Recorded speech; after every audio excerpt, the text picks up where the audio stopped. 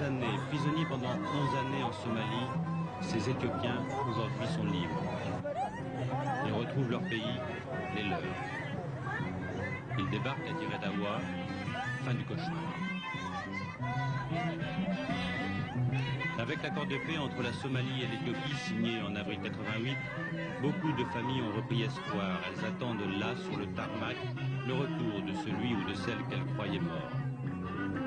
La navette de la Croix-Rouge n'est pas à sens unique. Ces hommes en bleu qui croisent les libérés éthiopiens sont des prisonniers somaliens, eux aussi libérés. En termes juridiques, il ne s'agit pas d'un échange de prisonniers, mais d'une libération simultanée. Au terme de l'accord, les deux pays doivent libérer tous leurs détenus. D'un côté, 3543 Éthiopiens, des soldats et aussi beaucoup de civils. De l'autre, 245 Somaliens, 15 fois moins, tous soldats. Le Boeing 707 affrété pour la circonstance effectuera 20 rotations. Le coût, $1,5 million, une fortune dans ces pays dépourvus de tout sauf de Kalachnikov. Aéroport de Mogadiscio, capitale de la Somalie, Siad Barre, maître absolu depuis 20 ans, est venu en personne accueillir ceux qui sont déjà des héros.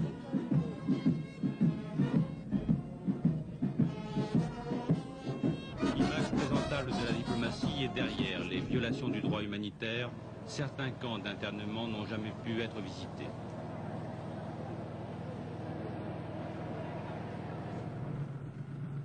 Très loin de Mogadiscio, à 6 heures de piste dans une région marécageuse, insalubre, le camp de Hawaï.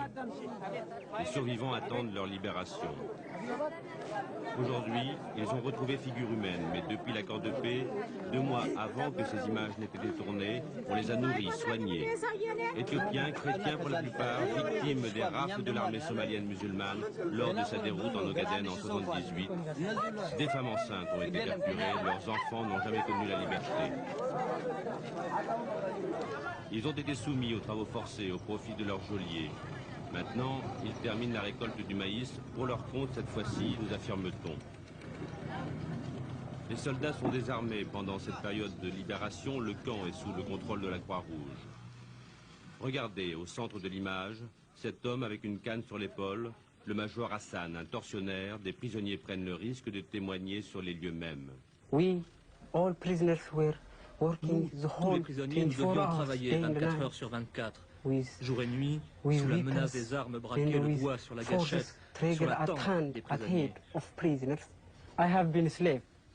J'ai été un esclave, et pendant cette période d'esclavage, ne croyez pas qu'on allait dans la forêt pour couper du bois pour les soldats moyennant un salaire. Vraiment, nous n'avions aucun salaire, rien d'autre qu'un petit déjeuner, en fait, seulement une poignée de blé, sans huile ni sel. Je suis incapable de vous raconter. 400 d'entre eux sont morts, 1 sur 6.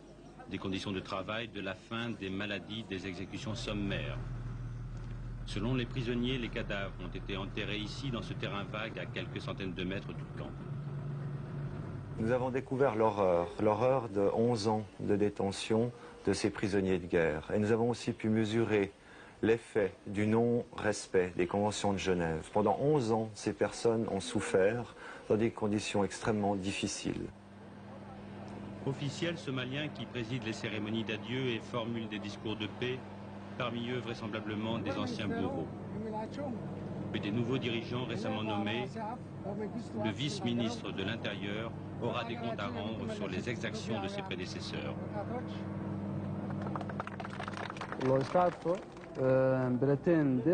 L'État prétend que ses fonctionnaires respectent la loi, aussi bien nationale qu'internationale. Mais il a pu arriver que quelques fonctionnaires aient transgressé la loi. Donc, dans le cas où des fonctionnaires auraient violé la loi, il n'y aura pas d'autre solution que de les déférer devant la justice.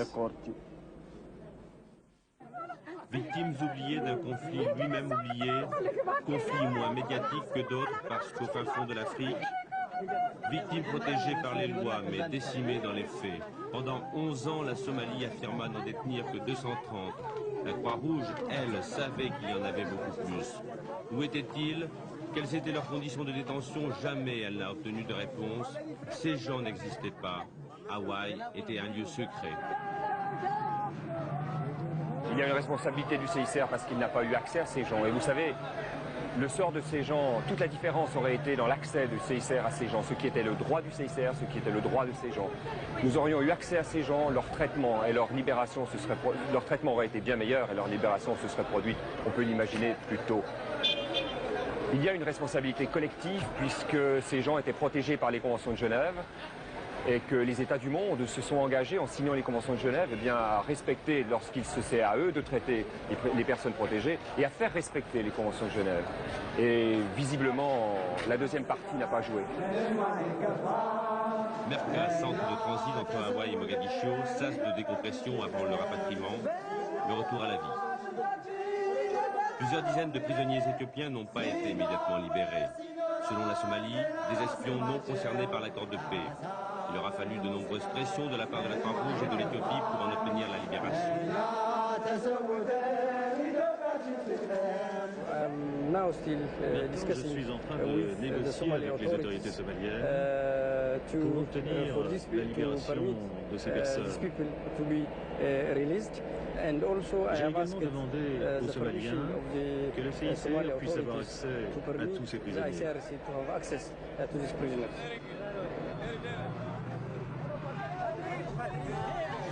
Aujourd'hui, la Croix-Rouge internationale a dû réduire au minimum ses activités dans chacun des deux pays. Il est en effet plus difficile pour elle d'intervenir en faveur des victimes des conflits internes qui déchirent la région. Des milliers de personnes qui attendent elles aussi leur libération.